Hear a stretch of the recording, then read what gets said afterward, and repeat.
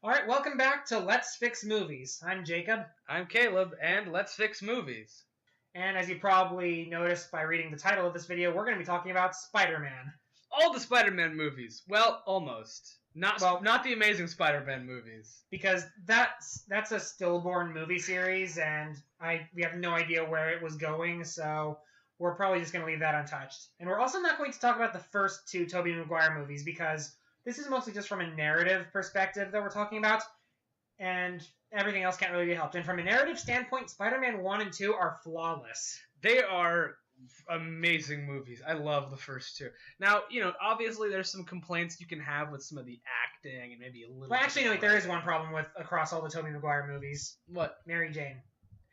I don't think she's the worst. She kind of is. Oh. Yeah, fair. Okay. So, but aside from that, first two Spider-Man movies, completely solid, just narrative-wise. They're great. They are wonderful movies. They're also a lot cheesier than you might think when you go back and watch them. No, they are really pretty cheesy because they're the last superhero movies who weren't afraid to not take themselves seriously. Yeah. Because as lighthearted as Wonder Woman was, it still took itself seriously. I mean, Spider-Man 1 and 2 did take themselves seriously at points. But they both also embraced the inherent goofiness of the characters they were adapting. This is very true. All right, so Spider-Man 1 and 2, basically fine. Everything's really the same. Then we get to Spider-Man 3. Spider-Man 3. This is the 10-year anniversary of Spider-Man 3.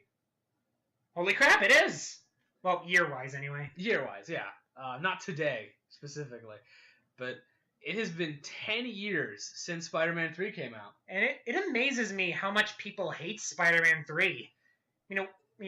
It was a bad movie, but I don't think it's as bad as some of Marvel's other travesties, like Howard the Duck or Fant4stic. Yeah, I would argue it's not even the worst Spider-Man movie. I don't know. Admittedly, I didn't watch Amazing 2 all the way through, but... The tiny hand when he's trying to rescue Gwen Stacy, and he fires the web, and then it zooms in, and it's tiny. Do you think he can flip people off with that? No. I think it only works when it is dramatically sad. It's symbolic, guys. Get it? Because he's reaching out to her with his tiny hands. The original comic was better. Yeah. Spoilers for The Amazing Spider-Man 2. It's Gwen Stacy dies. It's the comic book equivalent of Aerith dying or Darth Vader being Luke's father. So, Spider-Man 3. Spider-Man 3 has, a bunch of problems. Although I think one of the big problems, I think the reason it turned out the way it did was because I think Sam Raimi was under pressure from the executives at the studio to include Venom, even though he really didn't want to. Yeah. Although here's the thing, I think that the black suit actually is really well handled overall. Mostly, but not entirely. But honestly, we both agree that if we would do a movie with the black suit, this is the perfect way to do it. To have that temptation given to Peter right as the killer of Uncle Ben resurfaces. And here's the thing: having Sandman be the killer of Uncle Ben, it's a really risky move. Since it's kind of a retcon, which means what was the guy? Who was was it an accomplice that got killed in the first movie, or it was the two of them working together? They were accomplices, yeah. Okay. So retcon, but comic books have a proud history of retcons. Now, the biggest issue I've seen with Sandman being the killer is that it means that Peter wasn't responsible for his uncle's death. Now, if I'm correct, when the guy in the flashback, when the guy runs by, he pushes or hits Sandman, and that puts the gun off, or something like that sets the gun off. And it's been a while since I saw the movie. But I'm pretty sure... But I remember enough of it. Although Sandman was very I don't want to shoot you, I'm just going to take your car, so... We can assume that if Peter had captured Burglar, that's his actual name, is Burglar. That's all he's ever known as. Wow. Even the killer of Batman's parents had more of an identity. Yeah, I think in the Spectacular Spider-Man, they made him Felicia's dad, or Felicity. Why is everyone Spider-Man knows related to a supervillain? Spider-Man's related to a supervillain. Why is that...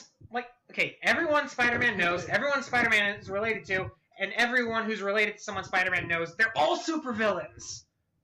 Peter Parker is a magnet for crazy people. Even more than Batman is. Okay. Because most of Peter Parker's archetypals are tied into his personal life. Yeah. Okay, so so the first problem I guess we could really bring up is the dance. The dance, yeah, just cut the dance out. We actually have a pretty good replacement for that scene, which we'll get to once we're talking more about the black So let's suit. start chronologically. Okay, so beginning. Oh, Harry. We start with Harry. Harry. Honestly, Spider-Man 1 and 2 do a great job of giving us a very slow development of Harry. As opposed to The Amazing Spider-Man, which tries to cram it all into one movie. Yeah, it's really impressive how Harry's arc really does go over the entire trilogy. And it's not something that a lot of movies have had the nerve to do. I know. Like, even the MCU hasn't really done that. Yeah, and I mean, the only time I can think of where you have a character that, like, whose arc stretches movies... Tony. It is really only when it's a direct adaptation. And I mean, Harry's is kind of, too, you know, but it's very... Like, it's an adaptation of, like, a book series. Mm-hmm. You usually won't see a character having that slow progression unless it's an adaptation of, like, a book series. Although Tony in the MCU, Tony does sort of have an arc between like him taking responsibility and then creating Ultron and causing all that thing. So now he's trying to do everything in his power to fix his mistakes. So there's that story arc going. Yeah, absolutely. But what I think really works about Harry is how much time we get with Harry and the development of his anger and his resentment towards Spider-Man. You know, in the first movie, his dad dies. Second movie, he hates Spider-Man from the get-go, and it's slow, and he works with Doc Ock, and then he finds out it's Peter, and he lets Peter go, and he just doesn't know how to handle it, and it sets up this great, he's going to become the new Green Goblin. Mm-hmm. Or the skateboard-wielding he's literally like a mountain skier. Teen Goblin. He's the, quote, new Goblin. Great. Wait, was it you who said earlier that he should have been Hobgoblin? He should have been. I think he should have been Hobgoblin. Now, it's a little bit of a change from the comics, because in the comics, he just becomes the new Green Goblin. But the Ultimate Universe has him as the Hobgoblin, and I think both for, like, general narrative terms, he shouldn't just be Green Goblin. He should be a new identity. So, have him be Hobgoblin. Because you have the silver, like, you have a Hobgoblin mask in his room. Yeah, I have to say, like, Harry's Green Goblin design was actually significantly better than the one from the first movie. I disagree. Well, the one in the first movie just looks kind of ridiculous. It does, but I love it. I think it really owns it, and I think it can be intimidating sometimes. I like everything about Willem Dafoe's Green Goblin except for the design of the costume. See, I think he looks great. I know I am very much in the minority of opinions, but I think that Willem Dafoe's Green Goblin costume is perfect. I think it's fine. Well, yeah, minority of opinions. We are talking about minority of opinions when we're in a movie talking about how Spider-Man 3 wasn't that bad. Well, my issue with the new Goblin costume is that it's just like, he's just like a mountain skier. Like, he's just a snowboarder. Like, he's got even, like, the snowboarding mask and goggles. Mm-hmm. Like, he's just the sinister snowboarder. Like, he's not the new Goblin. You know? Have him be Hobgoblin. Have him with that awesome silver mask. I don't know what you would do for the overall body, but I'm sure you could come up with something, you know? You could keep probably a lot of the same torso. Have it be, like, a dark blue, and maybe give him, like, an orange cloak, kind of, or, like, cloak thing. Yeah, you could give him, like, an orangish color scheme instead of the green one. Yeah, and you can replace the black with, like, a really dark navy, because the Hobgoblin's color scheme is blue and orange, and give him the silver mask. Boom. There you go. Hobgoblin. Give him a glider. Don't give him a stupid skateboard. Flying skateboards never look good, and I watched Beast Wars. And Optimus Primal at one point is a mechanical monkey that rides a hoverboard, and it's dumb. Okay, so I think the first, like, aside from that, the first major story change that we make to Spider-Man 3 is the way Harry's amnesia is handled. Which, don't give him amnesia. Yeah. I think what we should do is, Spider-Man 3 kind of devolved into a soap opera eventually. Yeah, because you have, it's like, Harry hysterically, like, falls off his glider and, like, hits 3 things, and then, like, dongs his head on a metal pipe, and it makes the noise, like, it makes the stupid, like, dong! We hit your head really hard. You hit your head really hard, and now you don't remember being the new goblin, the hobgoblin. You know, and then it's just like, oh, Pete, my best friend! I guess these memories stretch all the way back, like, a year? Because, like, we know that there is at least, I would wager, at least a couple months to a year between Spider-Man 2 and 3. Mm-hmm. It's been long enough that Mary Jane's career's progressed a little bit, and that Harry and Peter are not on speaking terms, although Peter hasn't really talked to Mary Jane about it yet. So I'd say probably a few months. Mm-hmm. I'd say a few months. So few months of retrograde amnesia there. So what we're suggesting is that something similar happens, although without the slapstick hitting his head against. I don't know. I think we could use some comic relief, but nah.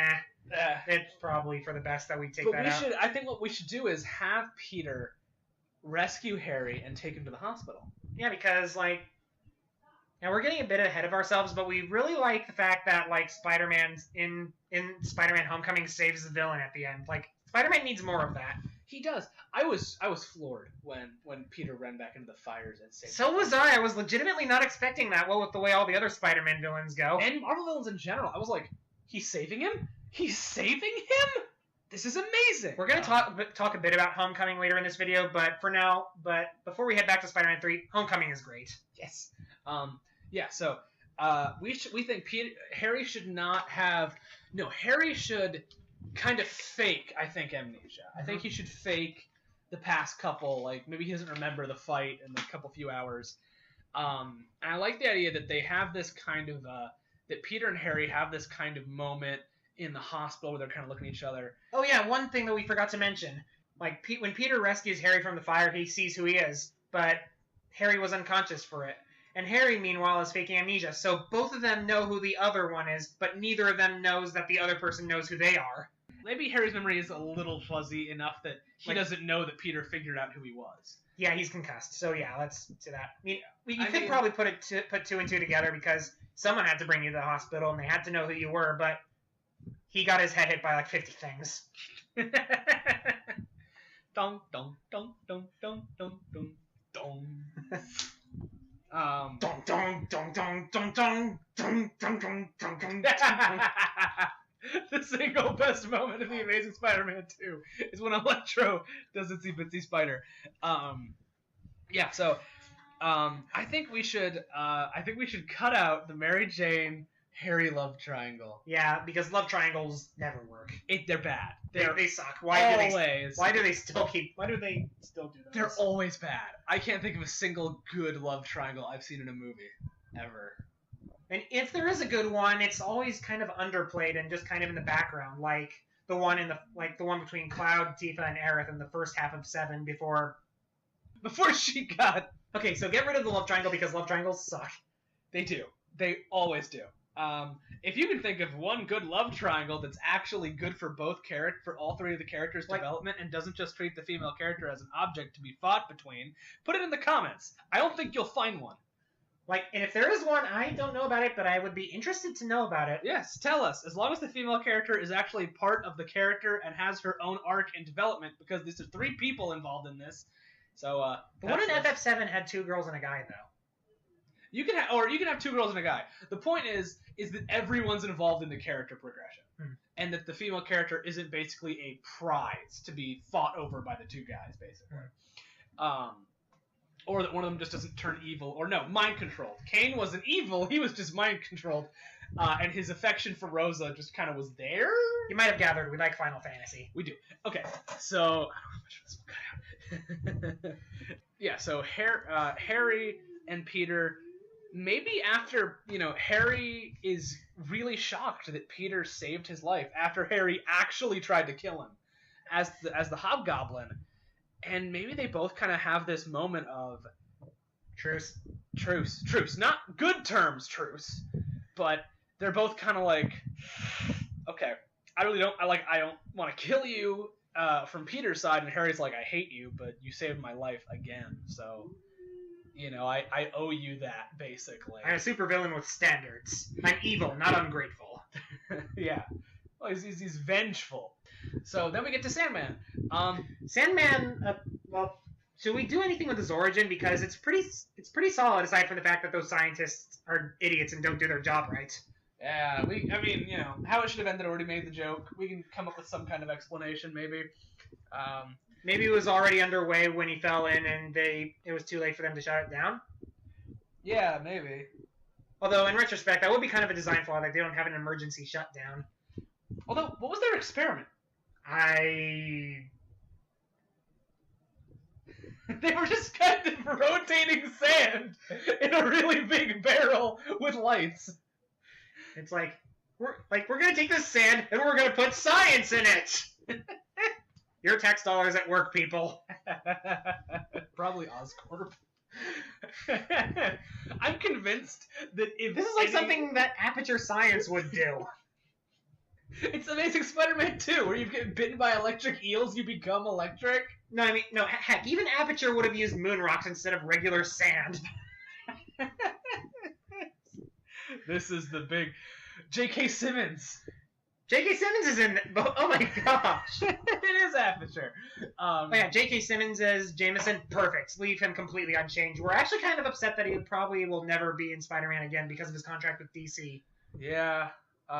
If they do find a way to put him back in the MCU in Spider-Man, we would love it. We would love it. And I'd rather never see J. Jonah Jameson again than have someone else play him. I don't know. At the same time, I don't think anyone expected Gal Gadot as Wonder Woman to top Linda Carter. Well, true. That's like so many years of difference, you know. I don't know. I don't know. I'd be open to seeing a new interpretation of the character. Okay. Because that's one thing that I know the one other actor I'd like. Yeah. Stan Lee. Because J. Jonah Jameson is a caricature of Stan Lee. He was actually, this fun Spider-Man fact. J. Jonah Jameson is actually a caricature of Stan Lee as the head of Marvel. Because he was known to be really, like, grouchy and barky and, like, barked at people a lot. And J. Jonah Jameson is actually a caricature of Stan Lee.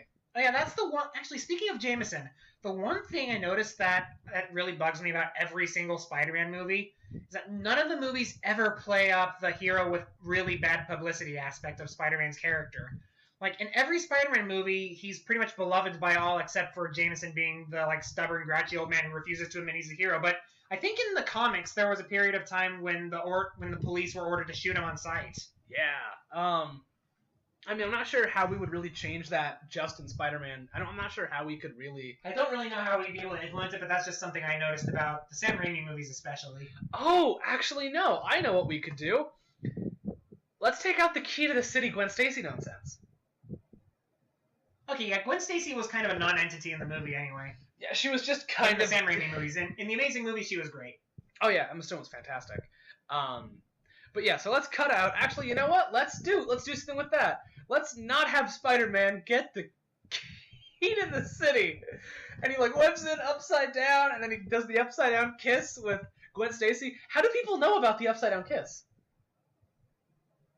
Because isn't the crowd like, kiss, kiss, kiss? How do they know? How do they know? How do they know that Mary Jane kissed Spider-Man upside down? Wow, this movie has more problems than I thought it did. Because you forget about Gwen Stacy and the key to the city amongst all the villain crap, and it's like, what is that about? Maybe instead... Literally, all I remember about Gwen Stacy comes from the dance scene, but we'll get to that. Yeah. Maybe instead or we're accurately won't, because we're getting rid of it. Maybe instead of having Peter a little too big for his britches, and so Mary Jane gets angry at him. Also, totally inappropriate for him to kiss another girl, like, as a public event without asking her. We completely forgot. We completely skipped over Sandman. Oh, yeah, back to Sandman. That's the one. Dang it. We can splice it in, right? Let's just keep all that tangenting. Okay. I kind of like it. Yeah, because we'll get to that. Yeah, so honestly, all I would say is that you need to... I think Sandman needs to be treated more evenly, because, like, it's like, I'm not a bad person. I shoot people sometimes, though. I'm not a bad person. My daughter has a disease, so I'm not a bad person. Like, that's as deep as the movie really gets with Sandman. Don't get me wrong. The scene where he undergoes his mutation. That was an amazing scene. That is one of the best scenes in the whole trilogy. Mhm. It is moving and it is amazing and it should not be changed at all. However, we need to have him. I think it'd be better to have him as a more like cynical character. You know, I think he shouldn't. I don't think he should shy away from that he's done bad things for his daughter. Mhm. I think maybe he should kind of own it. You know, he's like, I'm not a good person, but I want my daughter to be. I'm not a good person, but I wanted this for her. You know, like stuff like that. Like he understands that he's the worst. He understands this. Yeah. But it shouldn't. The movie shouldn't act like he's justified. Yeah, he's not justified. And we're gonna get to the ending with Peter. So after Sandman's mostly fine. Just have him be more, self-aware. Like I get that people in the real world will usually not acknowledge they're bad people. I get that there's a realistic element to that, but I think for the focus of the story, it's better to have him more aware of his mistakes and more aware that he's not or even that maybe he doesn't think he's a great person, but like he thinks it's the right thing to do for his daughter, even if it's wrong for others. Yeah, the ends justify the means kind of deal. Yeah, I think that might be a little better for the story. So then we get to Gwen Stacy. Let's replace because in the movie. Oh yeah, did we get to the symbiote yet? We haven't. We don't need to change anything about the symbiote until the dance. Okay. Basically.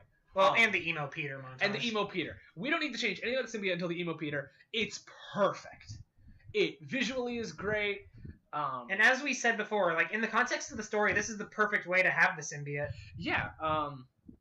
So yeah, we'll do the key to symbiote, and then we'll go to the symbiote and Sandman and the more overarching plot. Okay, sorry. I it's have fine. The orders. Here's the thing. There are like 4 plot threads in this movie. There are too many. So it's a little hard for us to we're like, okay, let's talk about this, and then it's what about this over here and this over here? It's tricky. Because in the way the film is now, Mary Jane gets fired from her gig, and then Peter has this whole key to the city thing, and he kisses Gwen Stacy, which first off, not cool, dude. Not cool, dude. You should have asked. You should have been like if it's a thing where it's if he was like, hey Mary Jane, there's this big Spider-Man event and they want me to do the upside down kiss. I don't know how they know about that, but they want me to do it. And he's like, would you be okay if the woman if I kissed the woman? He should have asked. Yeah. If he'd asked and she'd been like, all right, fine, all right, it's you're not cheating on me. We're talking about this where I'm letting you do this for a publicity thing. Because it's in film, actors let their spouses kiss people because it's it's acting, You could have had a conversation about that because Mary Jane's an actress. Mm-hmm. And she's like, yeah, I have to kiss people all the time in theater. I totally get it. Have them be happy, have them be fine. Instead, maybe Peter should be in kind of an emotional low spot. Maybe he's going through another Uncle Ben is dead phase. Remember that scene in Lego Batman where Alfred is rattling off all the years that Batman went through the my parents are dead phase? But maybe what we should do is we should actually bring in the Daily Bugle. Maybe Peter gets maybe he gets free copies of the. No, he wouldn't get free copies. He wouldn't get free copies of the Bugle. But maybe his landlord knocks. He'd get 5% off. No, he pays extra. Well, no, he gets. Or maybe he's coming home from or he's it's he's walking by, and maybe he gets he gets a copy of the Bugle, and he looks at it, it's menace terrorizing city, saving children. And he's just Spider-Man saves people. That's solely responsible for overpopulation. Honestly. Yeah, but have maybe show that Peter's it's wearing on him a little bit. We haven't really established much yet. Well, I don't know, we did kind of go through the whole superhero thing kind of wearing on him a bit back in Spider-Man 2 when he hung up the tights. Well, I mean specifically the negative press.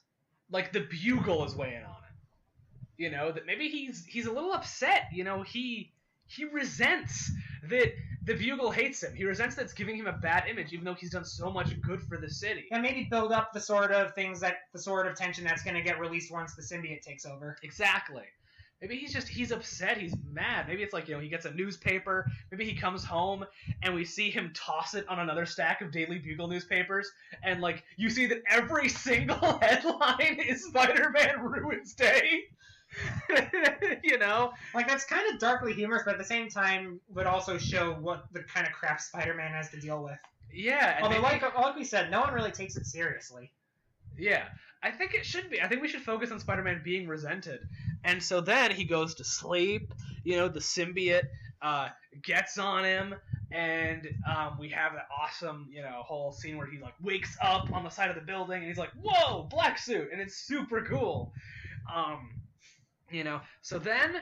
also, don't you just love how the black suit is the one thing that no Spider-Man movie is ever going to be able to adapt completely accurately to the comic? Yeah. And the first Sandman... I don't know, unless the MCU decides to do Secret War.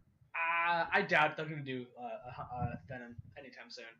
But yeah, so actually back, we skipped the first Sandman Spider-Man fight because it's fine. There's nothing wrong with it. It's a good fight. It's a good fight. Maybe the next day, like Peter... Maybe it's after that fight that Peter gets. Maybe we move that fight a little earlier. I don't remember. Does the fight happen before or after the key to the city? Doesn't the key to the city happen before he gets the black suit? Yes. Okay, so then it would because I know it happens when he has the black suit, and I remember that. Well, the first Sandman fight, he's still in the red suit. For the very first one, in the bank car. Oh, okay. I got that mixed up with the sewer fight. It's all good. Because I know that because in the sewer fight he had the black suit because he passed the rock on the way there. Yeah.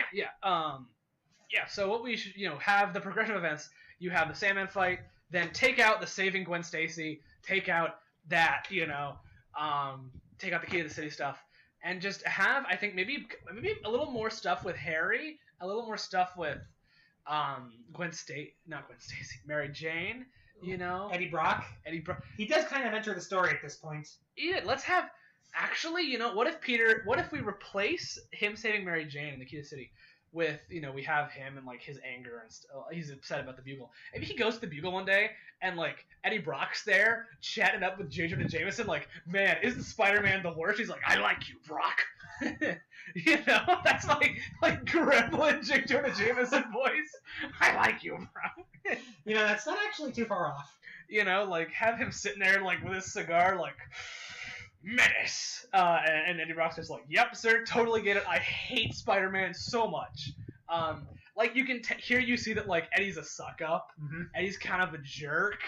And you can't really tell how he really feels about Spider-Man. All you can tell is that he is very much giving J. Jonah Jameson what he wants. So, yeah, have that. And have maybe Peter gets, like... Peter's kind of like, you can tell, maybe he's a little bit of a doormat in this moment. Where it's like he's kind of like... Well, like Peter Parker is kind of a doormat before he gets the symbiote. Yeah. Maybe J. Jonah Jameson's like, hey, Parker, you take all those pictures of Spider-Man. He's a menace, right? He's got, like, weird legs. Peter's like, I don't know if there's anything wrong with Spider-Man's legs. And he's like, they bend backward, don't they? And he's like, no. And you see Peter goes like, no. He looks down for a second. We love Jameson. We love him. He's the best. He's got all the freaking medication on his desk he has to take every 5 minutes for his heart, for his blood pressure. Have an extra scene where Peter's kind of more of a doormat. He's more unhappy. Because the second film focuses on the stress of managing his life. Mm-hmm. I think if we want to focus on Peter having problems, I think we should focus on the difficulty of, like, living with negativity towards Spider-Man is a better way to have it. Incidentally, we're getting ahead of ourselves, but I think, like, actually not really, because I think it's kind of a thing where we segue into sort of teaser for the next video. The whole superhero living with negativity thing is something we're going to go into in Batman v Superman when we talk about it. Hoo boy, we are. But that's next episode. But, we seem to be dropping teasers in every episode, so might as well make it a thing. Yeah, might as well. So we have Peter goes home. you know, tosses the newspaper on the stack of other newspapers with the exact same headline. Basically, like, it's the same. And they're all, like, really heroic, like, beautiful pictures of Spider-Man. Like saving a child from a burning building. And it's like, Spider-Man lets burning building collapse! But, like, he's holding this, like, this bundle of children who he clearly just rescued. Spider-Man doesn't allow a child to grab their doll before being rescued. Spider-Man abandons dog to die, and it's just like... Okay, that one is actually kind of terrible. Well, I mean, like, Peter's like, I had to choose between 3 kids and a dog! You know, that's probably a little too far. Yeah, besides, I don't think that's actually... Well, it's kind of darkly humorous, but not everyone likes dark comedy. That's fair. I got a little carried away. Still, I could totally see that being a thing somewhere. Yeah, it's just like, yeah, anything that ever happens. That is totally the thing Jameson would jump on. Yeah, Jameson will find a way. So after the first fight with Sandman, like, he gets the black suit, he wakes up on the side of the building, he's like, whoa, this is cool. Yeah, we give, I don't think there's a fight scene. I don't think there's a fight right after he gets the black suit, is there? He just kind of swings around and then wakes up, right? And then, like, goes home? Yeah, he kind of does, actually. Let's have him fight some criminals. Like, some criminals are robbing a bank, but and even though the suit hasn't really gotten to him quite yet, he's still clearly using more brutality than he's usually accustomed to. Or maybe we see that, maybe it's that the symbiote is amplifying his abilities a little bit. Like, he, like, punches this dude, and then he goes flying. He's like, whoa, didn't know I was this strong. You know, and, like, or maybe we have, like, a moment where, like, someone comes up behind, like, 2 guys come up behind him, and, like, one of the symbiote, like his arm, like, jerks and webs him uncontrolled, and he's like, whoa. Like, we see the symbiote kind of interacting with him physically, and, like, it's making him a bit stronger, a bit faster. You know, maybe, like, we see at one point he shoots, like, a black web at someone, you know, to tie them up, and, like, crawls on them. It's all weird and gross. You know, yeah, that could be cool. Yeah, so then we go to, let's see, what comes right after here? It's more, I know why I can't remember the next, like, half hour of this movie. Because it's Mary Jane and Harry. Oh, the scene where they're cooking, like, omelets. Is there, like, a weird moment where, like, he smells her and he's like, strawberries? Or is that when they kiss?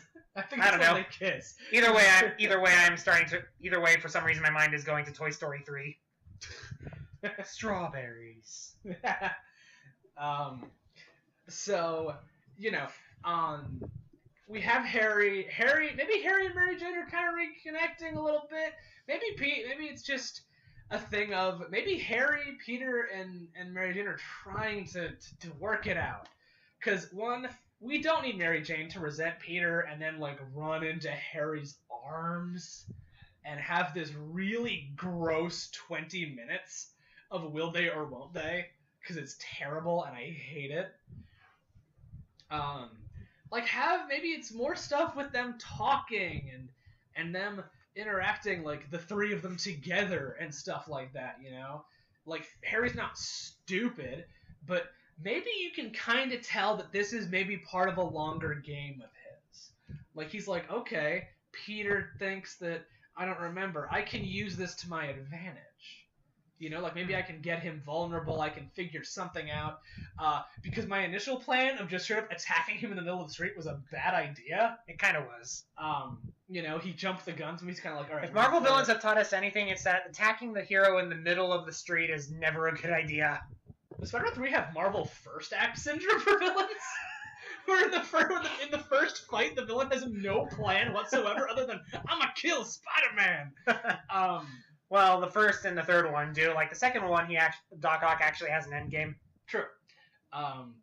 Yeah, so then we go further. So Emo Peter.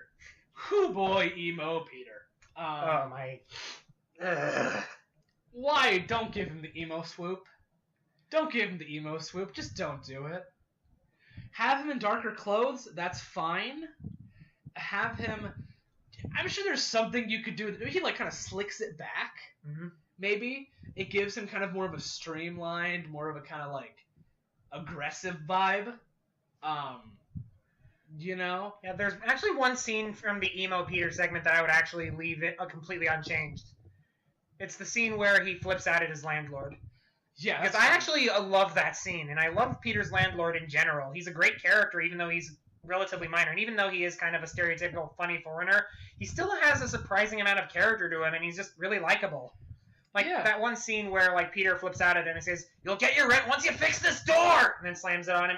But the landlord doesn't get angry because he realizes how out of character this is for Peter, and realizes something is wrong. And he's sincerely kind of hurt, and he lets it go. You know, I like the landlord character. Yeah, Aunt May and the stuff with him proposing and all that stuff, that can stay. That's all fine. I like all of that. You know, so then let's see, what do we have next? Is it the Sandman fight? I think it's the Sandman fight in the sewer. Which we can keep that almost entirely the same. Mm-hmm. We really can. But I have one big change to make at the end of the fight. Yeah. And that is that Peter goes and he like sees Sandman, like the sledge and stuff falling through like the grate, and the locket gets stuck. And this is going to basically set the idea that the Sandman has been carrying this locket inside him physically this entire time. Where his heart is. Yeah, basically. His heart used to be anyway. Yeah. And like cheesy, I know, but effective. And like, you know, what if Peter kind of reaches down and he picks up this locket and he opens it, and you see kind of a moment of where he kind of like, there's a bit of sadness. There's a bit of like, this guy has a family. I just took that from him. And in that moment, we can have maybe an angry Peter be kind of like, serves him right. You know, like, he took someone from me. I'm taking someone, you know, I'm taking him from someone. That's fair. And then Peter keeps the locket for some reason. Because why the heck not? You know, he's an RPG. I guess he's an RPG protagonist, and he's just keeping a bunch of random crap in his pockets that he finds laying around. I mean, maybe we could have it as an example of how the symbiote is kind of unhinging him. Is it's like a weird trophy to him. You know, it's like it's creepy that he's like keeping it. And then we can still have him go to Aunt May and have that conversation of like, wouldn't it be good if someone killed him? And she's like, no, it wouldn't be. I don't think anyone has the right to decide when you should take a life or not. You know, maybe have him be distant to Mary Jane. Maybe have him be a little angry toward Mary Jane. Maybe he flips out a bit at Harry. Maybe he flips out at Harry, and Harry goes, I can use this. Like, maybe we visibly see, like, Harry's gears turning, and he's thinking, and he's really kind of manipulating and looking at, trying to find ways to mess with Peter, and maybe something with the black suit, you know? Which brings us to the scene that we're going to replace the dance scene with. Yeah. Because the whole point of the dance scene was to have a moment where Peter realizes realizes what the suit is doing to him, and realizing what the heck is wrong with him. Like, that was the whole point of the dance scene, but it was very poorly handled. Yeah, do you want to explain the scene? Okay, here's how the scene, like the dance scene or a replacement? The replacement. Okay. So our replacement idea is that when I almost said Tony. When Peter is having his like little emotional breakdown after the Sandman fight, he decides to actually go out and instigate a fight with Harry because he's in a very emotionally unhinged state. He knows who Harry is, and he just goes over there with like the confidence boost he gets from the black suit to actually fight him. And the two of them kind of goad each other into fighting, and they beat the ever-loving crap out of one another. And does Peter end up winning the fight, or does... Yeah, I think we should have Peter ends up... Like, Peter wins the fight, but then right as he's about to finish him off, he suddenly comes to the realization that he is about to murder his former best friend in cold blood. Now, we do have to reframe this a little bit, because there is the later fight with... there is the very short fight with Green Goblin, with New Goblin, where he throws the bomb. Later, when it scars Harry. This is going to replace that fight. Where instead I want to develop more time on Peter fighting people as the black suit, and these can just be little scenes, maybe like a montage kind of thing. Maybe give Eddie Brock a bit more development, since he is going to be Venom. Yeah, let's have him not be like a counterfeit guy. Like, I think the idea that, like, I don't know if I like the idea that he photoshops the pictures of Spider-Man. Maybe, actually, here's an idea for what could work. For an extra scene to kind of replace the whole hostage Mary Jane nonsense. Maybe Spider-Man's like doing his thing, and like we see some guys like in the streets are like opening fire and like attacking him and stuff. And Peter beats the crap out of them in the black suit, and he defeats all these thugs and mooks, and he's looking around, and he sees like Eddie has like the camera and he's taking this like from behind a corner, and Peter realizes that Eddie set this fight up so he could get pictures of Peter beating the crap out of people, and that's what we're gonna replace the photoshopping with. But is Peter still even is he still gonna get Eddie fired? Yes, because so he goes up, he beats the I was gonna say beats the crap again. He punches Eddie like in the face and like breaks his nose. And he's like, you set this up. He's like, no. And he's like, he grabs like one of the mooks. He's like, did he pay you to do this? He's like, yes. But then he goes to the Bugle and he tells Jameson that Eddie set up this fight and stuff. And maybe he'll need to do it as Peter. So maybe like he threatens. Here's what he does. Spider-Man threatens Brock that he has to. He's like, I'm gonna come for you if you don't resign because you did this, you made this up. Now this gives more of a direct reason for Eddie to be vengeful. But this would be against Spider-Man and not Peter. Exactly. And it's the kind of thing where it's like Eddie. Well, maybe Peter would purposely let Eddie get it published and then blow his cover and then have Spider-Man and threaten him. That might work, yeah. So now he hates both of them. So have Eddie basically making his own news and that kind of thing, so he gets fired for it because photographers and journalists are only supposed to report on the news. They are not supposed to be the people behind it. Doesn't stop people now. No, it doesn't. But hopefully, J. Jonah Jameson has some he has standards, clout. He might be a grouchy jerk, but he has integrity. Yeah. So we all like him. He is a right candidate. Yes. He is a what? A right candidate. It's from Backstroke of the West. Oh. It's basically Yoda's response to suggesting that Anakin be sent to go after General Grievous. Oh, he is the right candidate. Okay. That needs to be a campaign slogan. Okay, sorry. Okay, so. Yeah, so that's what happens with Eddie Brock.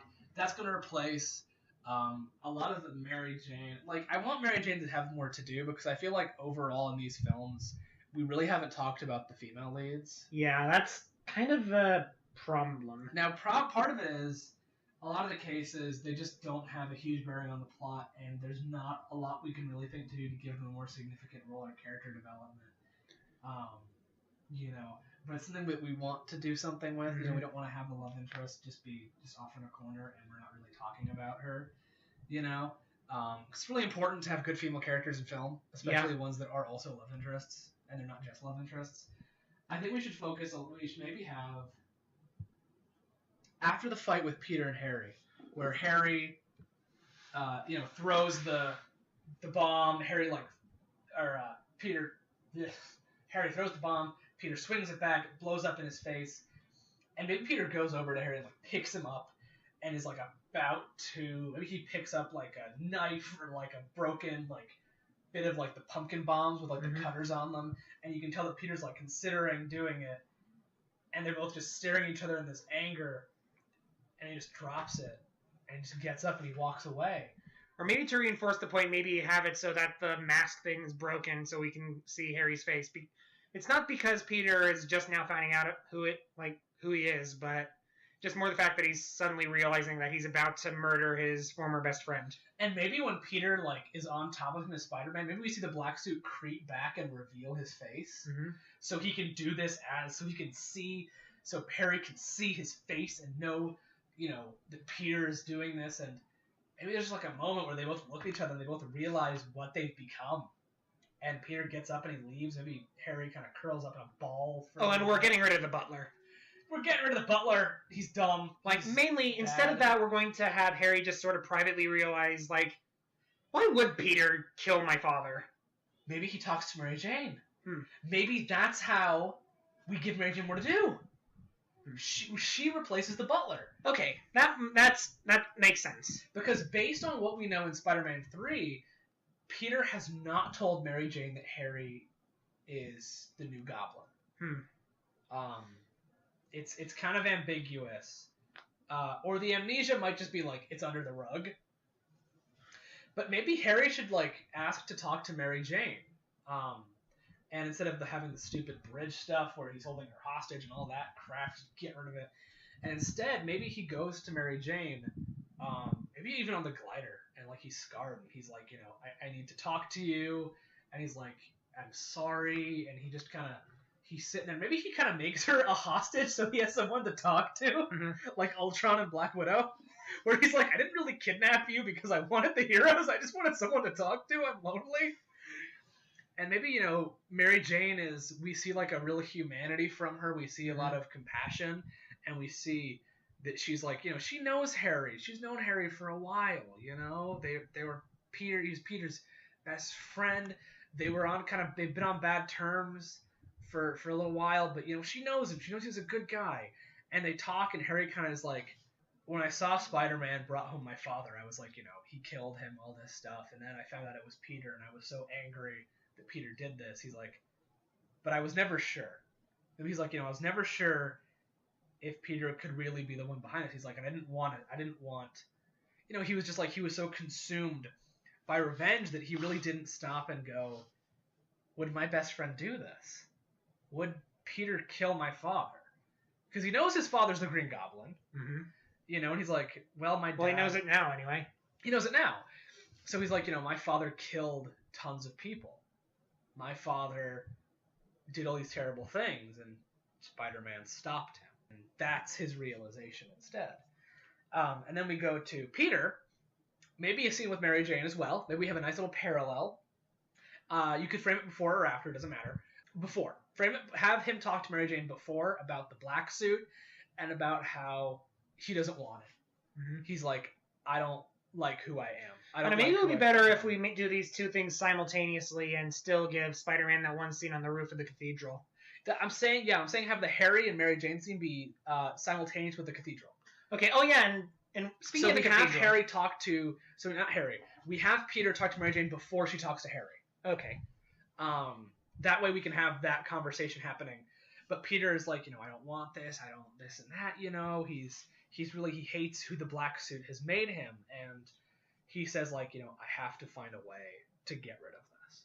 I have to do something about this. So instead of just randomly putting on the black suit and climbing to the top of the cathedral, like maybe instead he actually goes into the cathedral to kind of clear his head, and Eddie is there. Yeah, and I like the idea of having this kind of scene where Eddie and Peter have this moment of kind of connection, and it's, they're both here.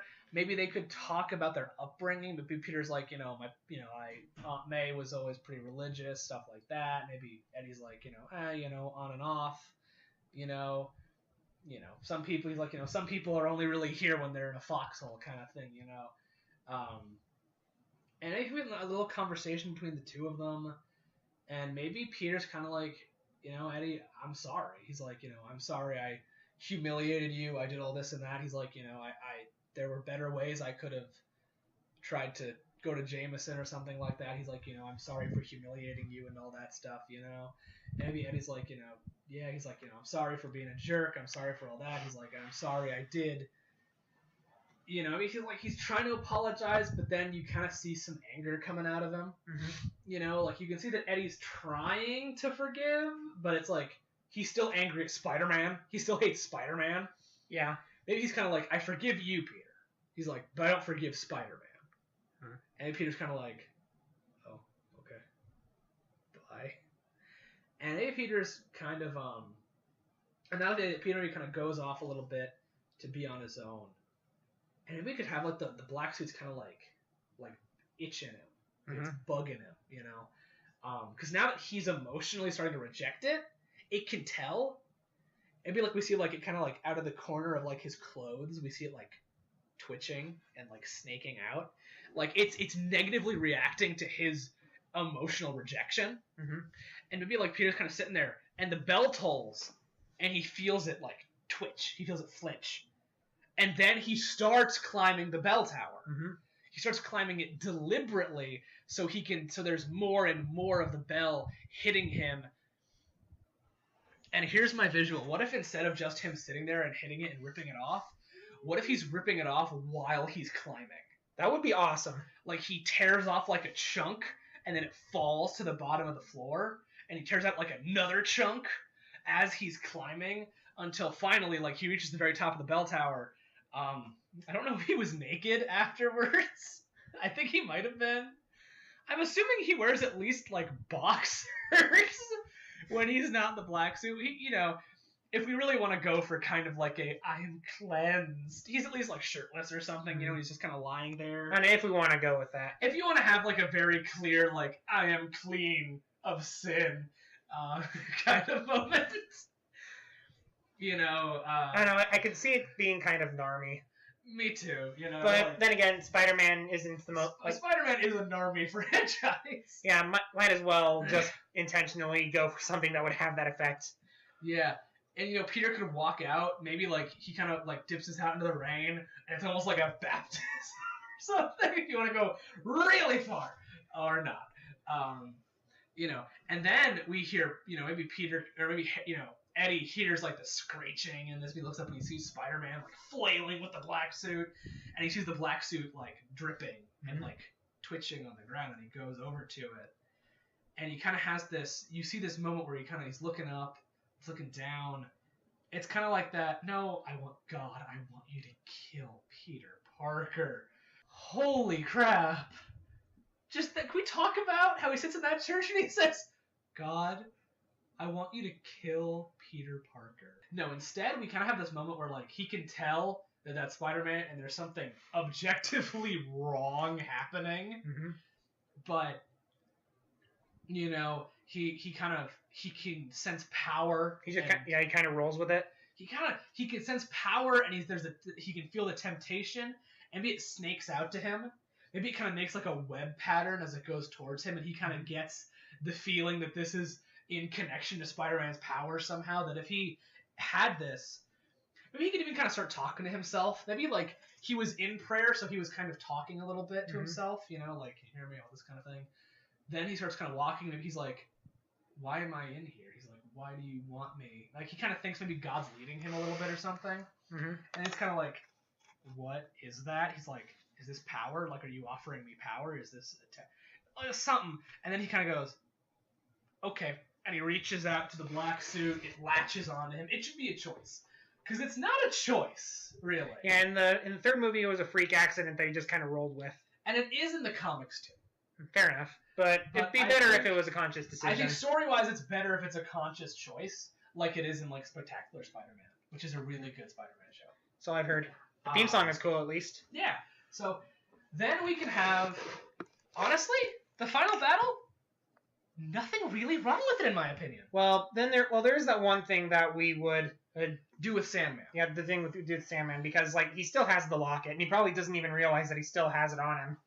Peter, yeah. Well, Peter, I think he'd have it at home. I think, like, he'd bring it back and, like, put it on his nightstand or something as, like, a weird, creepy trophy. So that's not with him.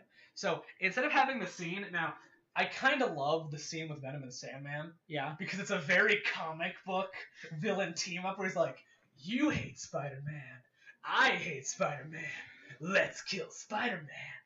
I kind of love it because it's really comic booky. Yeah. But I think we should change it. Mm-hmm.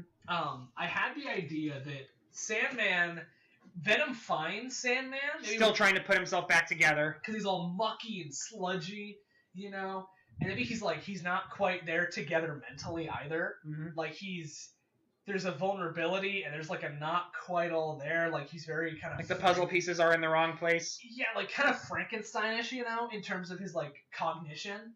And maybe, you know, Eddie goes back because he remembers where Sandman was. Because now the suit is giving him information. Maybe the symbiote is what tells him that Peter Parker is Spider-Man. Exactly. That's how the comics do it. The symbiote gives him that information. And we've already established in our version of events that Eddie Brock is a manipulator. Yeah. So we think he's not a good dude, really. He's a person who's got some layer, hopefully, but, you know, so he goes to Sandman and he kind of, like, maybe he starts being like, oh, pull yourself together, and he's like, I want you to kill Spider-Man. And like, maybe he's kind of, you know, Sandman kind of, like, groans as, like, a muck monster, like, kill Spider-Man, you know? Then we can go to Mary Jane's kidnapped. All right, fine. In taxi, that's fine. Yeah, it's like Spider-Man villain thing, hey, if it ain't broke, don't fix it. And, like, honestly, I think the final battle's awesome. It is. I love the scene with like the pipes, and he's hitting the pipes to like tear Venom off of Eddie Brock. Mm-hmm. You know, I thought that was awesome. But like we said before, we are going to bring back the locket for this. Yes. So what I was thinking is, Eddie returns Harry. Eddie returns triumphantly, but villainously triumphant. And I think we should have the face not peel back as much. Yeah, because the face doesn't look all that intimidating. Because when we actually do see Venom in the movie, all 5 minutes of him, he's actually really intimidating. Holy crap, he's perfect. I kind of like that they gave him the webbing too. Mm-hmm. Because that's the comic Venom has never had is the Spider-Man webbing. He looks perfect. So give him the Venom face more. I don't know if Topher Grace was like, I want to be my face. Maybe tell Topher Grace to shut up. Or it might be a budget thing. Or recast him, but we're trying to avoid that on this show. Mandarin notwithstanding. I think the actor can... Mandarin and later Lex Luthor. Actually, no, we can keep Eisenberg as... we can keep him as Lex Luthor, but we're going to change him still, but we're getting ahead of ourselves. Point is, Mandarin is the exception, not the rule.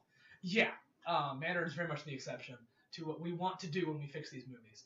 I think, honestly, if you just have Eddie as more of like a manipulator and more of like a kind of creepy guy than this really whiny like jerk who's really like just like he's a weasel in Spider-Man 3. He's not intimidating at all. And I get that he's visually patterned more after Ultimate Eddie Brock Jr., but no, he should be more intimidating and more calculating, I think.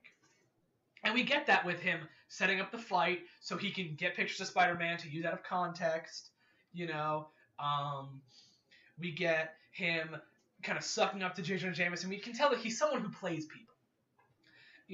So we have the fight pretty much the same. Yeah, were we actually intending for his sucking up to Jameson being an establishing character moment? Not initially, but it works. I know, that's whenever I write characters, that's one of the most important things I try to do when writing them. Make sure that their first scene tells us everything we need to know about their character. Yeah, or at least everything the audience needs to know initially. Yeah. Layers come later.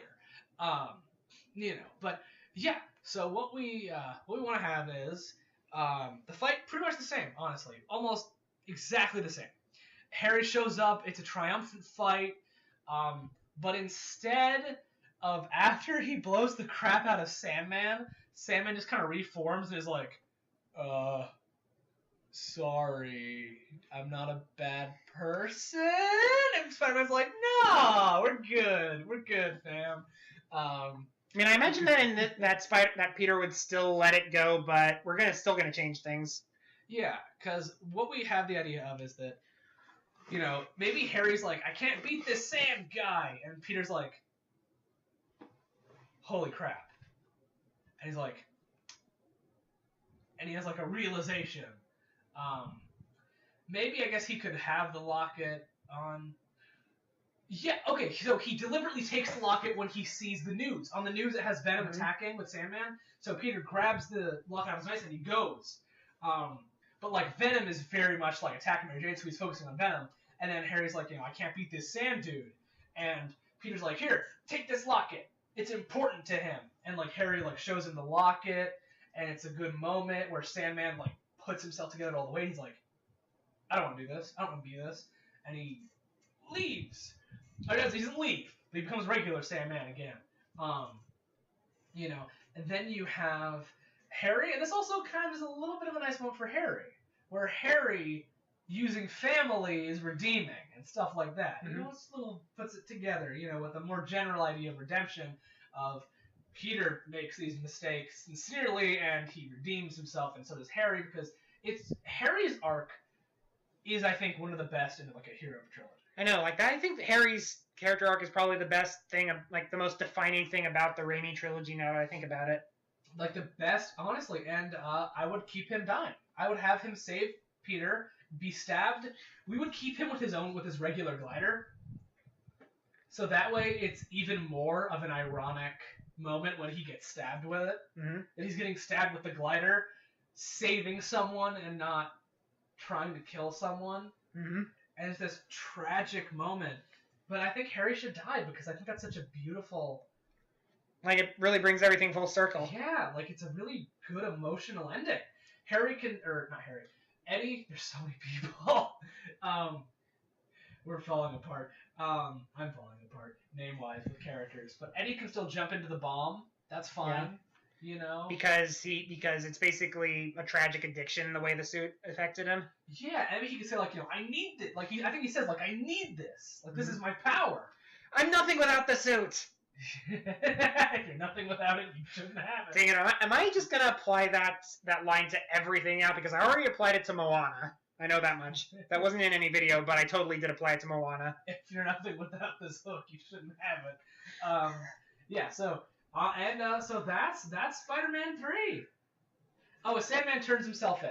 Yeah, that's the last thing. Sandman turns himself in after he reforms himself. Even if because I still think Peter would still kind of let him. Yeah, but at the same time, I don't think Sandman realizing that.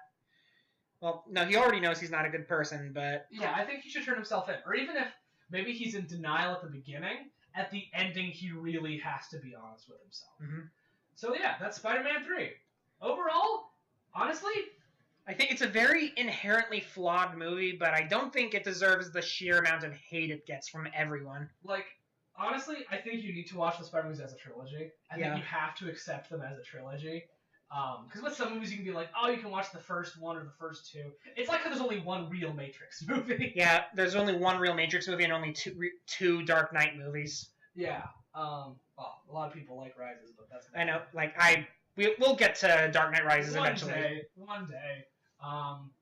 But before we move on to talking about the two things we changed about Homecoming, should we, might as well have a minor little discussion, just sort of break things up a bit about the canned Spider-Man 4? Yeah, there's only 3 really big things to know about. Vulture, Mysterio, and Mary Jane and Peter Parker get together. Well, I have a kid. And have a baby. So we were going to have the Vulture played by John Malkovich. Who I could totally see playing the Vulture, but I'd rather stick with Michael Keaton because Michael Keaton's Vulture is friggin' amazing, and we all like Mysterio. Agreed. We're both really hoping to see him in the MCU eventually. Yeah. So, but all the same, I do think that the Vulture and Mysterio would be kind of weak to end the series on. Yeah. Because I think Venom is a much stronger final opponent and a much more worthy one. I agree. I mean, it is kind of, and yeah, we would have had Vulture played by John Malkovich. We would have had Black Cat, who they wanted to have played by Anne Hathaway, which is hilarious because she ended up becoming Catwoman. And then Mysterio, who would be played by Bruce Campbell. And the implication would have been that Bruce Campbell's character, for those of you who don't know, Bruce Campbell has a cameo in all 3 of the Sam Raimi Spider-Man movies. Yeah, this one Sam Raimi are best buds, from what I know. Yeah, and this movie would have, think revealed that it was actually the exact same guy who can't hold down a job. Yeah, it's Quentin Beck the whole time, which I think is hilarious. And he would have been in, a very comic book Mysterio costume. From what I see him, it would have been, cheap looking. But yeah, I would have loved to see that. And we would have had... Now, rumor was that it would have had Mary Jane and Peter have a kid. And you could be like, rumor. But the casting casting thing that they were putting together, said they had to cast a baby with red hair. So, that's their kid. That's their baby. Mm-hmm. So as an epilogue to Spider-Man 3... I think it works as an epilogue, but I think that the trilogy holds up on its own pretty well. Actually, yeah. Even a lot of the flaws I have with Spider-Man 3, I can enjoy in a so bad it's good kind of way. Yeah, and the good stuff in Spider-Man 3 is still pretty good. That's the thing. Sam Raimi makes really good Spider-Man movies when he wants to. Yeah, but when he doesn't want to, he's really good at making bad movies. Yeah, because he didn't want to do Venom. But yeah, that's our 2 cents on the scrapped Spider-Man 4, but we're not going to talk about the plans for what Amazing Spider-Man was going to do because that's kind of... It's gone. It's gone. It's gone. There's no point. No, on to Spider-Man Homecoming. Which we're not going to change too much, but I will give my 2 cents on Homecoming. Personally, I feel similar to, even though this is objectively a better movie in every way than Iron Man 3, I feel it suffers from pretty much the same problem, where it's really good on its own merits and in the larger context of the MCU, but as an adaptation, because a lot of the Spider-Man characters are Spider-Man characters in name only. I mean, this is most apparent with Ned. Ned Leeds in the comics is... Hobgoblin. he becomes one of the Hobgoblins. The Ned in the movie is actually based on a supporting character for Miles Morales, the second Spider-Man, named Ganke. Yeah, and they're literally the same character, and it's really weird.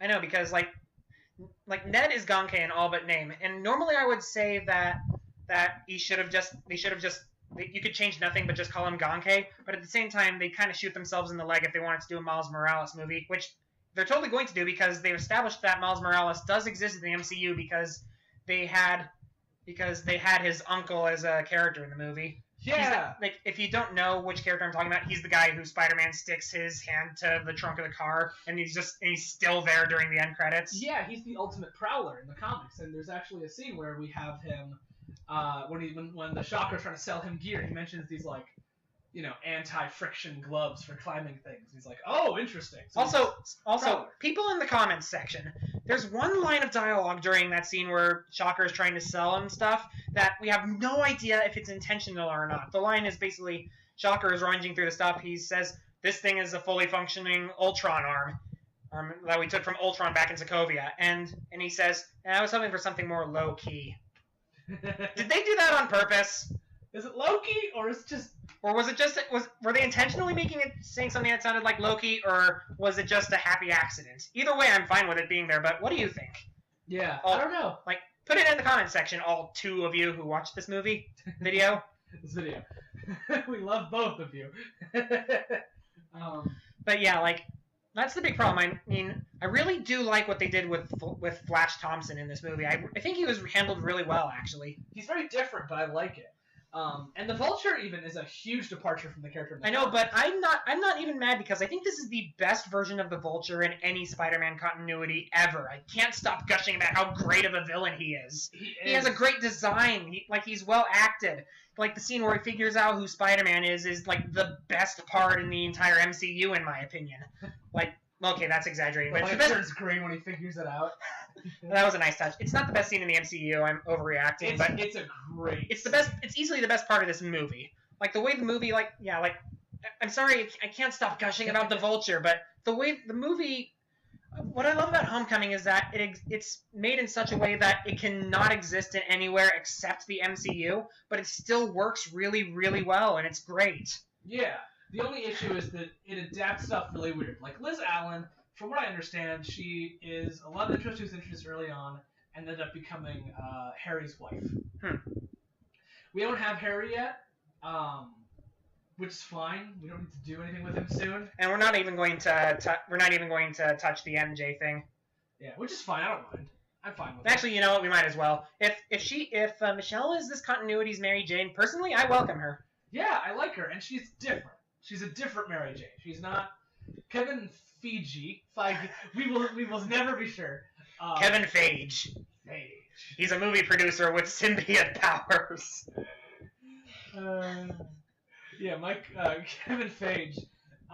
He said that Michelle isn't MJ exactly. They said that she's more based on the dynamic of MJ and Peter. But he said she is not an adaptation of the character, which sounds really confusing. I completely agree. Maybe, I don't know, maybe he's just trying to dance around the problems that the Mandarin thing caused, but I don't know. I think it's also because they want to do something very different with her. True, but all the same, I do feel like she's this continuity's Mary Jane. And the only really things we would change about Homecoming would be find something to do about Ned. Oh, and my one, actually, here's the thing about it. When I saw the movie twice, I liked it a lot more the second time around, but when I was a little disappointed by it the first time I saw it, and I didn't know why until I watched the movie the second time, and I realized something. 90% of the problems in this movie are Peter's fault. Yeah. The film has some fun with the fact that Peter's still young and inexperienced and makes mistakes. But he was able to go toe-to-toe with half of the Avengers just one movie ago. Yeah, I don't think he should be making as many mistakes and causing so much collateral accidentally. With great power comes great responsibility, unless this universe doesn't acknowledge Uncle Ben. But yeah, I'm willing to be okay with it most of the time, because as most of it is kickstarted by Spider-Man going after the Vulture, which he only found out about because of the Shocker overstepping his bounds. but the ferry scene, the fight scene on the boat, like that scene just bugs me to no end because that scene is 100% Peter's fault in the movie. Yeah, kind of. We'll get to that. The way we would fix it would be that. Well, should we have the FBI there at all, or should Iron Man just be there to take care of himself? Like, I think that what we were planning on doing was having Iron Man be there to, like, having Iron Man show up to handle it himself, but Peter comes there and shows up before Iron Man is able to get there. So no FBI, because it doesn't make sense why Tony wouldn't tell Peter, because it's clear that Tony listens to Peter's messages.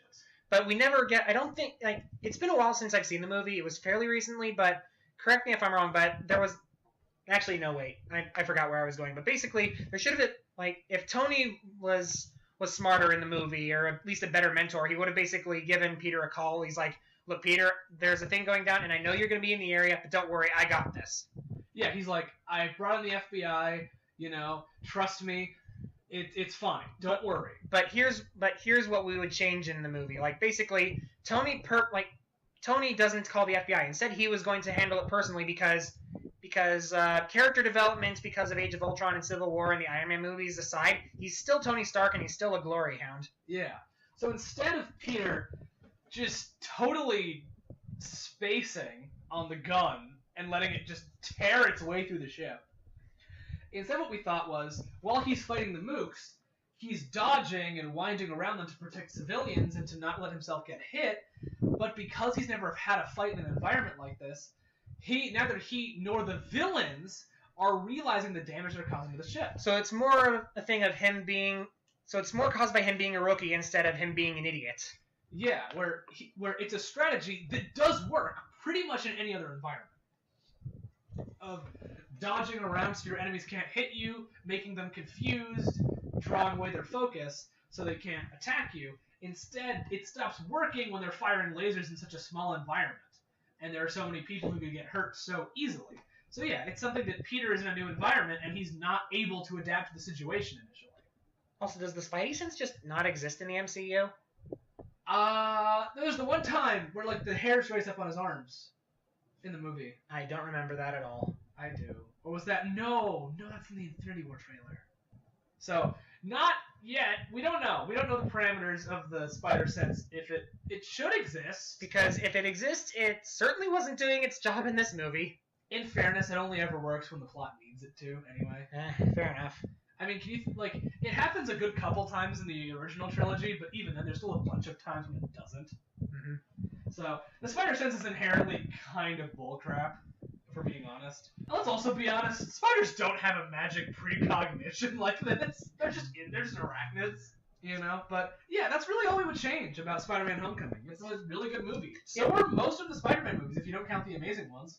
Well, the second half of Amazing Spider-Man 2. I thought the first one was solid, and I really liked the first half of Amazing Spider-Man 2, but like I said, I didn't see it all the way through. I wasn't a huge fan. That's what we would change about Spider-Man Homecoming, all two things of it, and yeah, it's a pretty darn good movie. Yeah. Alright, so next time on Let's Fix Movies... we are going to talk about a movie that is actually kind of sucky. Well, we're going to talk about a movie that was okay and a movie that was kind of sucky. The Man of Steel universe, the DCEU. We're going to talk about Man of Steel and Batman vs. Superman next. We're not going to talk about Suicide Squad because I've never seen it, nor do I have any plans to. And we're not going to talk about Wonder Woman because it's perfect. All right. Peace out. The Iron Man armors are like the Mark 1, Mark 7, Mark 42, and whatnot. Yeah. Does that mean that Tony Stark's like Spider-Man suit that he makes for Peter, does that make that the Mark Webb?